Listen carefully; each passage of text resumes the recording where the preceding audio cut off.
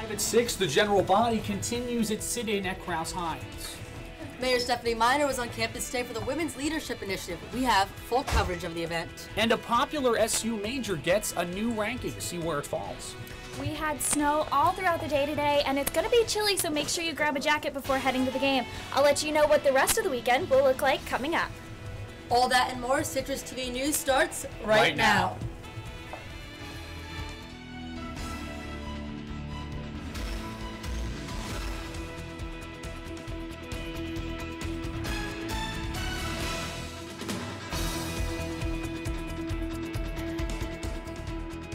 Welcome to Citrus TV News Live at 6. Today is Friday, November 14th. I'm John Tummino. And I'm Amanda Hari. Protests from the general body continue on campus as they take their fight to other locations on campus. That's our top story tonight.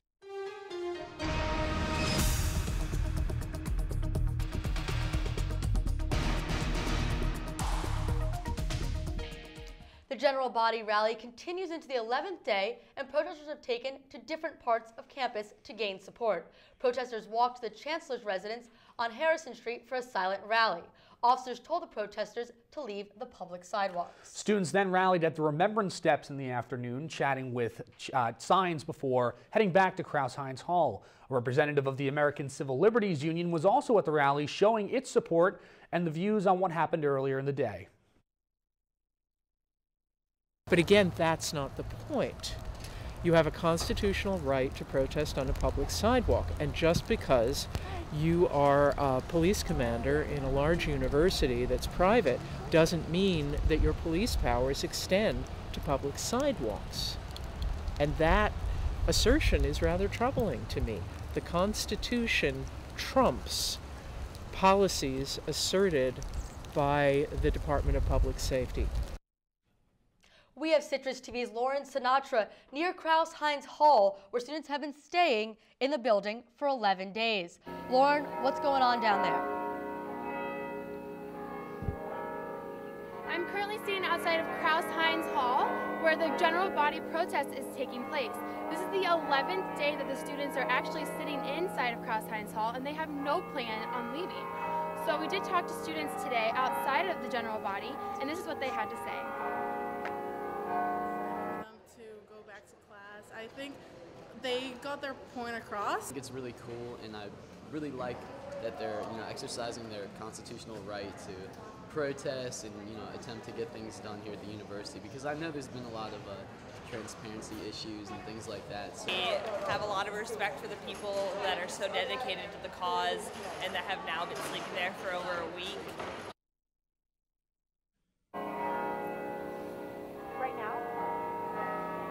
So I did talk to a student inside, and they told me about the events that took place today, which included a silent protest outside of the Chancellor's house. They did do a rally in front of Hall of Languages.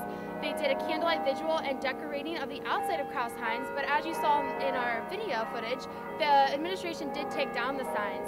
So over the weekend, they are planning on staying inside. Lauren, what are the plans for the general body and the administration this weekend?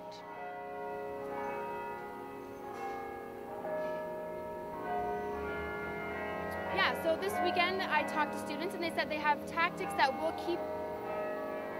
So I talked to students and they said that this weekend they have tactics to keep them inside of the building, but administration did say they have no plans on kicking the students out. So the protests will continue throughout the weekend. Thank you so much, Lauren. And this brings us to the question of the day. Do you support the general body's movement, and what do you think of the administration's response? You can answer this question by tweeting us at Citrus TV News with the hashtag QOTD.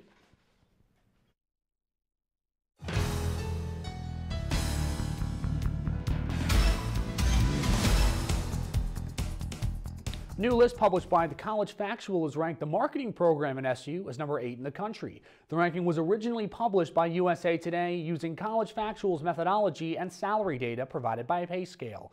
The article states that the average starting salary for SU marketing students is around $52,000 with a mid-career salary of $92,000. The article also says that Syracuse University houses one of the most esteemed business schools in the country. Chancellor Syverud is adding more than 20 seats to the Fast Forward work groups. The administration says the new seats are in response to the general body's demands for more student involvement in administration. The seats will be available for both undergraduate and graduate students. You can apply and learn more by emailing fastforward@syr.edu. Student delegates from more than 50 schools in the Northeast are in Syracuse today to take part in the NEARCR Conference. The Northeast affiliate of college and university residence halls hosts regional conference every semester where students involved in their residence halls associations can attend programs and meet other delegates from colleges across the region. The conference commences tonight and will continue through Saturday. The Division of Student Affairs is continuing the Midnight Movie series this weekend with 2 new flicks. Friday night will feature the film Wish I Was Here, and Saturday night will feature the Seth Rogen and Zac Efron comedy Neighbors. The movies are shown in Gifford Auditorium and doors open at 11:30. Admission and snacks are free.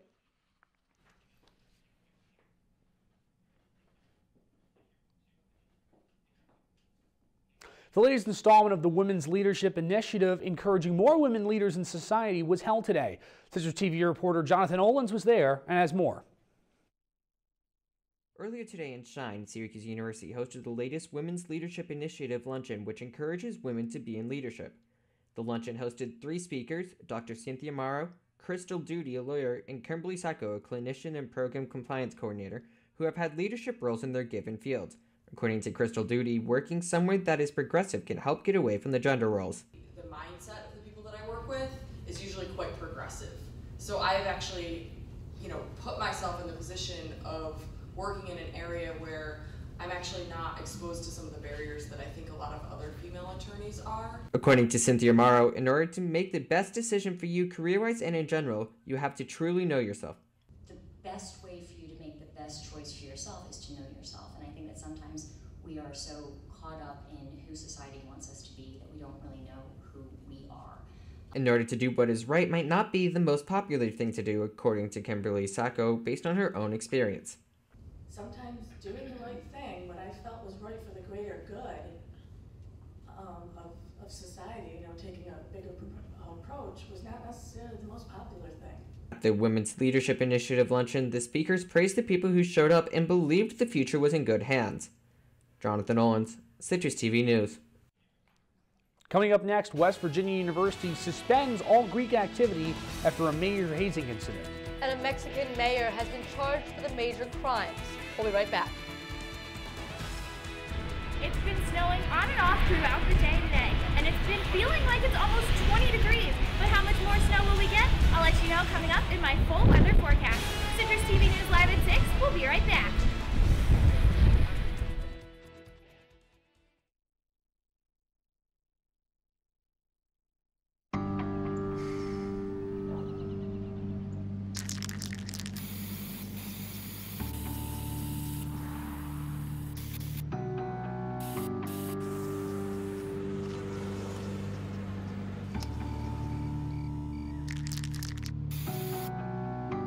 Turning a 20-foot wall into a canvas takes vision. So will getting into college. I've got what it takes. So do you. So, I just moved in with this family, and it's embarrassing. The little one, he likes to go outside and crawl around in the giant litter box. I don't know what he's doing. I mean, I was born and I knew how to use the litter box. Look at that! That's disgusting! Oh, poop already! You're making me nervous. Oh, okay, I can't look at this anymore. I really hope he grows out of this, for his sake. In the small town of Elmira, New York, a boy was born into an all-American family. The odds of him achieving his dream in the fashion industry? 1 in 23 million. The odds of having a child diagnosed with autism? 1 in 88. I am Tommy Hilfiger, and my family is affected by autism. Learn more at autismspeaks.org/signs. There is no credit fairy. How else will I get a better credit score? Look, you keep your credit card balances low and only open a new card if you really need it. No ferry? There's no magic to improving your credit, but there's help, and it's free. Go to creditferry.org.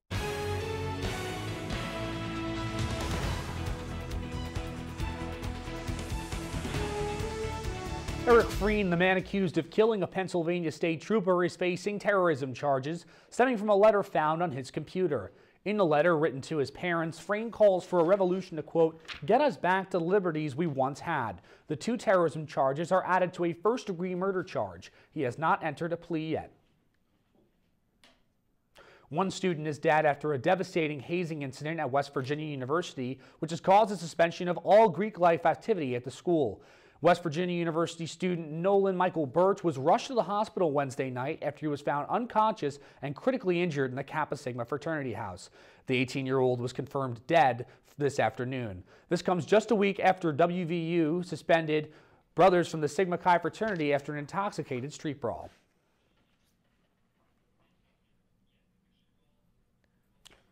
The House of Representatives have passed legislation on Friday to start the construction of the Keystone Pipeline. The GOP-led House voted 252 to 161, which will now bring it to the Senate to revote. If this legislation is passed by the Senate, the ruling is out of President Obama's hands.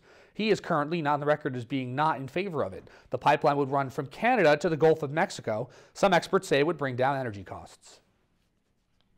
New York City Mayor Bill de Blasio is opposing a bill that would make it illegal for police to use chokeholds. The proposed law to make chokeholds a misdemeanor comes after the death of Eric Garner, who died of compressions to the neck while police in Staten Island were restraining him during an arrest.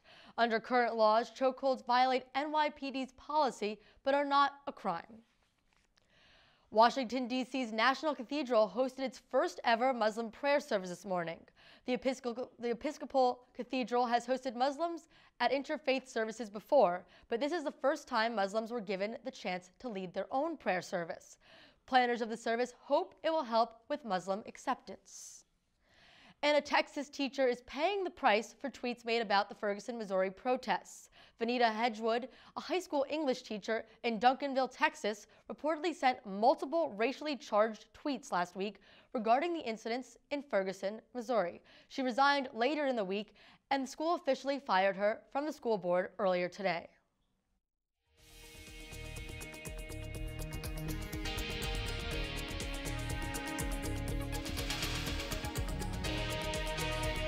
The Mexican government has arrested former Iguala Mayor Jose Luis Abarca and his wife Maria Pineda, accusing them of taking part in the worst atrocity in recent Mexican history.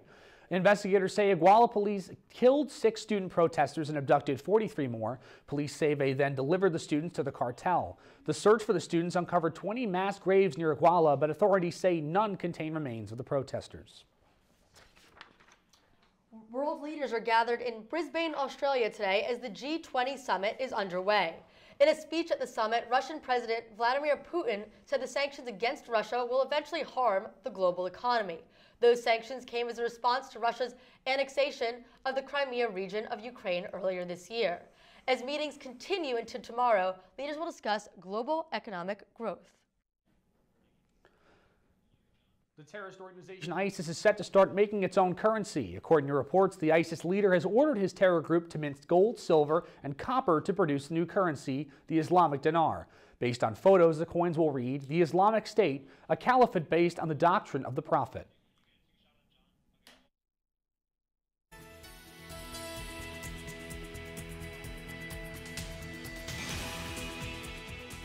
Snowflakes were falling today in Syracuse as temperatures only got into the mid-30s. But is the cold going to stay around? CitrusTV's Caroline Strange has your full weather forecast. Well, Amanda, I think John is going to have to put away his salmon-colored shorts until next May. Today it was 31 degrees and with 16-mile-an-hour winds from the west. It feels like it's almost 20, so it definitely cooled down quite a bit from what we saw last week. Humidity was up because of those snow showers.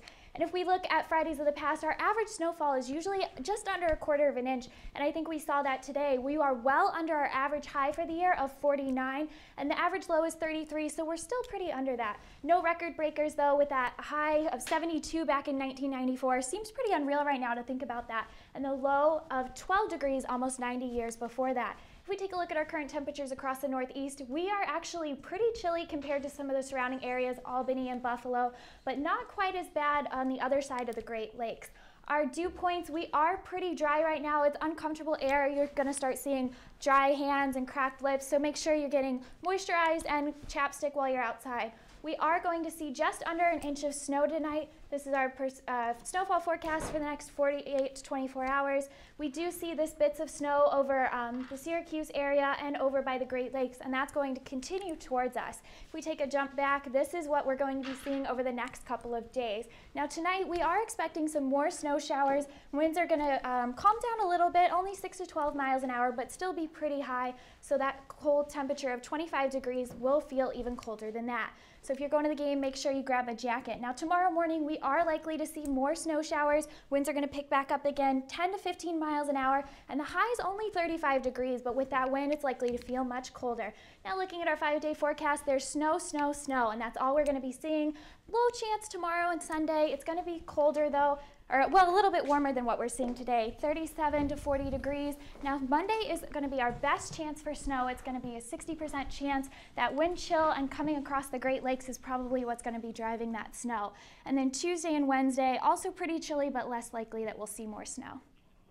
So it seems like we're going to be getting a lot of accumulation in the next couple of days. How big are the snow mounds going to get, you think? Probably about an inch to 2 inches, not too much. It's going to be scattered, so a lot of it has been coming down. It didn't really start sticking until last night and into this morning when the earth cooled down a little bit more. So likely when the temperatures pick up a little bit, as you saw on Sunday and Monday, it's going to be about 40 degrees. So some of that might melt during the day, and then it'll probably accumulate overnight. Let's hope it melts a little bit. Thanks so much. It's a Syracuse. Inch to it just means nothing. Thank you, Caroline. And when we come back, find out why walnuts may be able to help fight one of the most common cancers. And Facebook is making some big changes. Find out more after the break.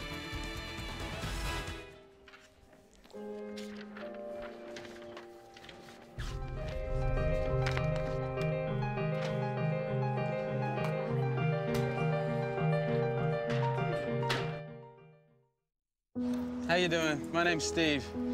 My family's lived in this neighborhood for years. Recently, things got so tight, we had to go to our local food bank for help. I lost a lot of sleep worrying about what the neighbors might think. That is until I saw them there, too. How'd I do, Steve? A little stiff. You could have done a little better. What? Come on. You know, I have an Academy Award. Yeah, but not for playing me. Play a role in ending hunger. Visit feedingamerica.org/hunger and find your local food bank.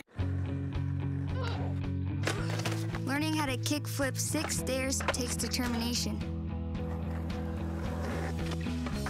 So will getting into college. I've got what it takes. So do you. Welcome to my block party. Glad you can make it. The only triple doubles you get come with fries. Last time you blocked someone, you were online. I can do this all day.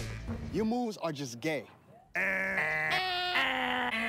Using gay to mean dumb or stupid, not cool. Not cool. Not in my house, not anywhere. It's not creative, it's offensive to gay people. And you're better than that.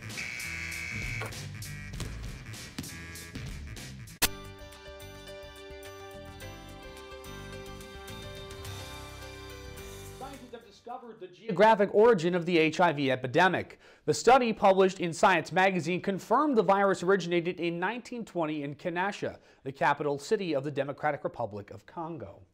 Researchers made the discovery by using genome sequencing to recreate the epidemic's genetic history. According to the American Cancer Society, more than 230,000 men are diagnosed with prostate cancer each year in the U.S., but researchers have found evidence that eating walnuts could slow the cancer's growth. A team of scientists at University of California, Davis fed walnuts and walnut oil to mice for the study. The diet slowed prostate cancer growth and even lowered cholesterol in the animals.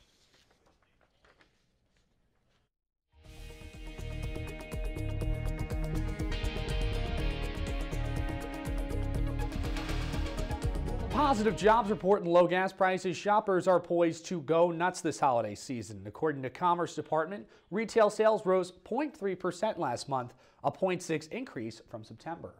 It's a good sign for the upcoming holiday shopping season, which unofficially starts on Thanksgiving. Virgin America share prices soared as the company made its market debut. With this release, U.S. airline stocks are the highest they've been in 13 years. Economists say this is part of a greater upward trend for air travel. Falling oil prices plus more Americans traveling means better business for the airlines. Condé Nast named Virgin America, the best U.S. domestic airline every year for the past 7 years. The company is now valued at about $1.3 billion. Facebook is making changes again. On Thursday, Facebook rolled out a new, simplified and interactive privacy policy called Privacy Basics. Now, the goal is to help users control who sees their information and reveal how Facebook gathers the data from its users. Facebook is inviting users to comment on the new policy for next week and will release a final improved version at a later date.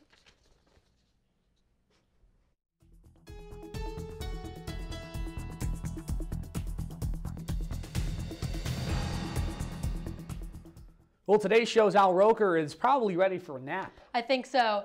Roker-thon came to an end this morning, and Al Roker now officially holds the Guinness World Record for the longest uninterrupted weather forecast at 34 hours. Roker beat a 33-hour record set in September.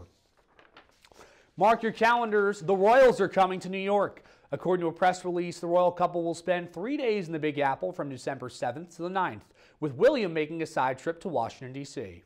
The Duke and Duchess of Cambridge are slated to attend various charity events on behalf of the Royal Foundation. It will be the couple's first trip to New York. Coming up on sports, plenty of stories on SU sports programs. Basketball is back on the hill. I'll preview SU versus Kennesaw State. Plus, the Syracuse soccer team looks to move on in the ACC tournament, and field hockey hopes to advance in the NCAA tournament. We'll be back on Citrus TV.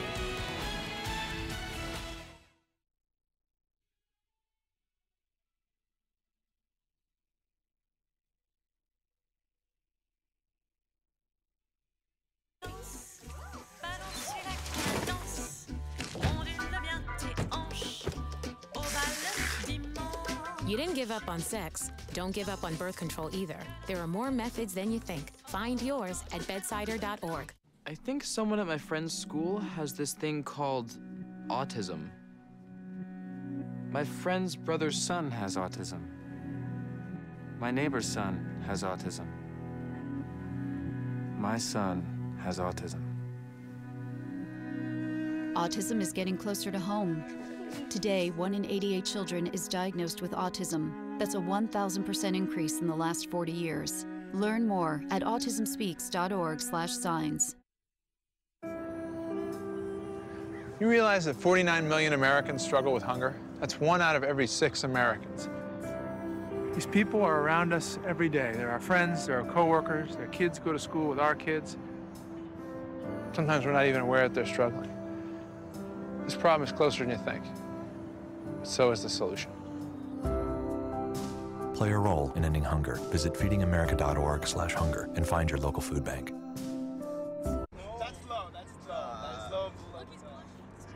The average text takes your eyes off the road for nearly 5 seconds. Stop the texts. Stop the wrecks. Visit us at stoptextsstopwrecks.org.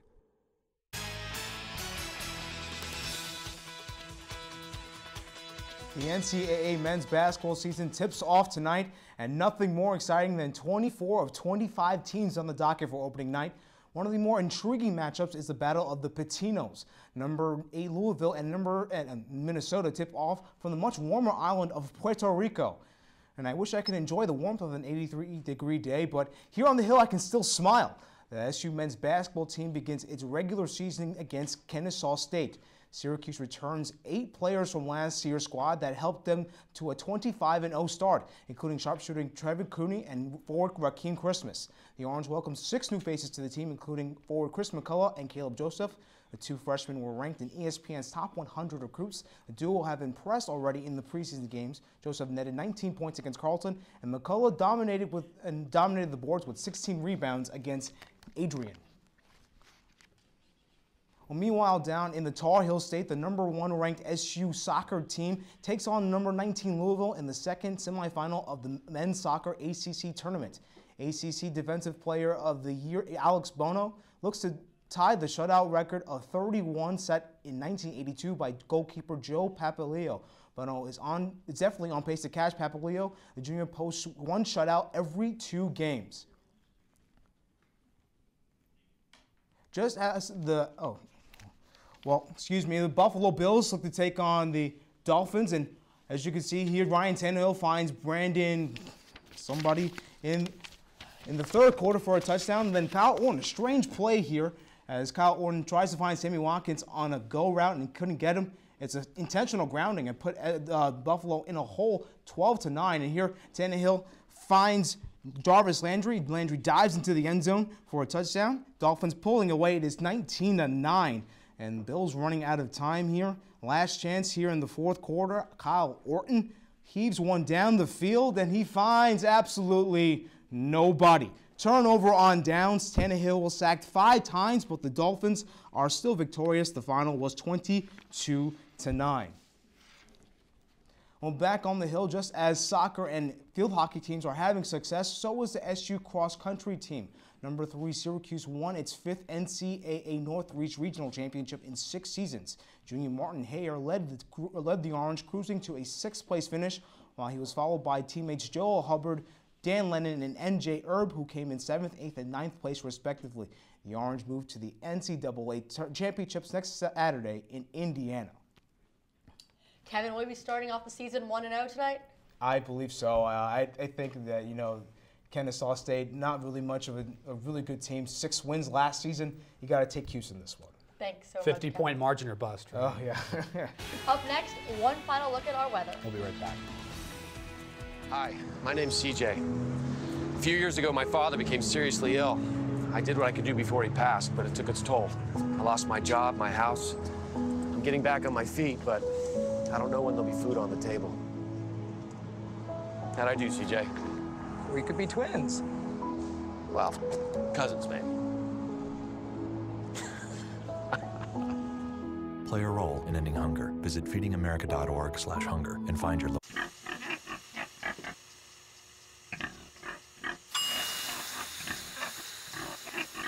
Cocina a la temperatura adecuada usando un termómetro para alimentos. Mantén tu familia a salvo. Visita foodsafety.gov/español.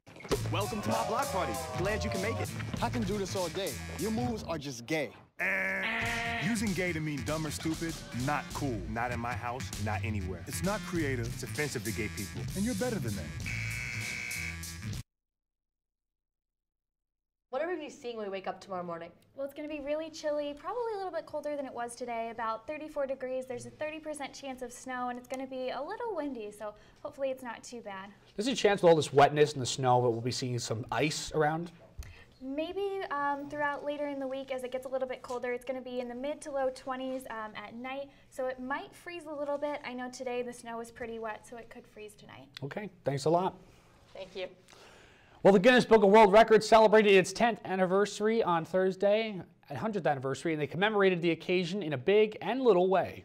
Yes, they did. The world's tallest man, an 8'3" man from Turkey, met up with the world's shortest man, who stands less than 2 feet tall, from Nepal. Incredible. They marked the occasion in London, posing for pictures and even sitting for an interview. Too bad Al Roker wasn't there. Al Roker probably would have been up the whole time talking to those guys, right? Pretty incredible to see that that big difference exists, right? Well, that about does it for Citrus TV News Live at 6. I'm John Tummino. I'm Amanda Hari. Thanks for watching. Be sure to check us out on all our social media profiles and answer our question of the day. Have a great weekend, Syracuse.